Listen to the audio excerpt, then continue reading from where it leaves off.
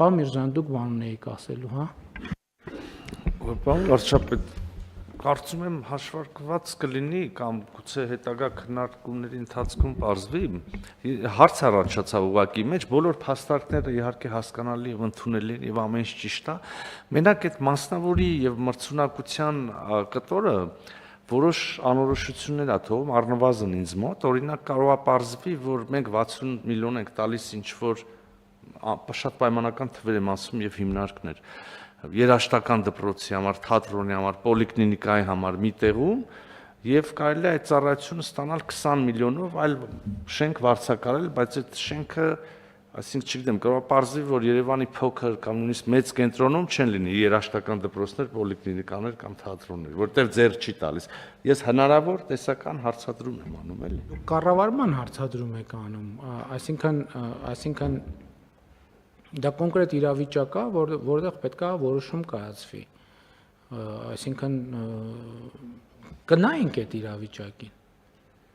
Որովհետև բայց նաև էսա պետք հասկանալ, կարող է հակառակն լինի։ Պարզվի, որ այդ մեր երաշտական դպրոցին, որը Երևանի կենտրոնում է,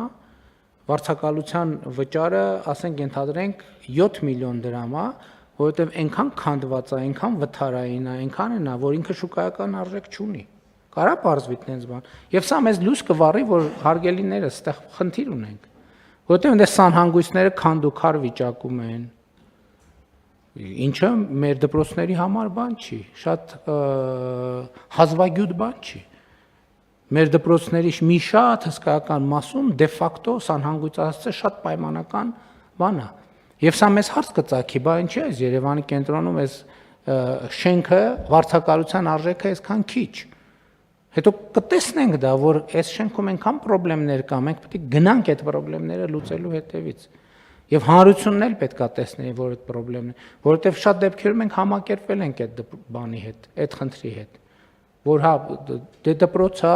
ծրի շենք է, պետք է սանհանգույցն նորմալ չլինի, այն էլ նորմալ չլինի, այն էլ նորմալ չլինի։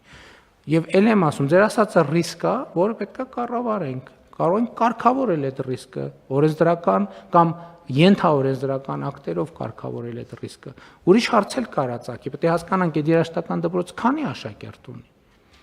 Որտեւ այդ կարա պարզվի երաշտական դպրոցը ունի 300 աշակերտ, կարա պարզվի երաշտական դպրոցը ունի 30 աշակերտ։ Էս էլ է խնդրեմ, որի հետ պետք է առնչվենք, բա Երևանի ամենակենտրոնում ինչի 30 աշակերտ ունի, ի՞նչն է պատճառը։ Չնայած ենթադրում եմ, որ տենց դեպք չունենք։ Չունենք, շատ ավելի լավ։ Համեցեք։ Մի կարճ բան ավելացնեմ պարոն Միրզոյանի ասածին, որովհետև դա շատ հետաքրքիր էլի հոգեբանական հարց է։ Որովհետև պարոն Միրզոյան, այդ նույն հաջողությամբ իրավունք ունեմ ասել, որ մենք արհեստական կուլտեր ունենք գույքի պատճառով, դպրոցների կուլտեր, երաշտական դպրոցների կուլտեր, որոնց անունը ու բովանդակությունը իրար հետ չի բռնում, ու այդ կուլտը ձևավորվել է իր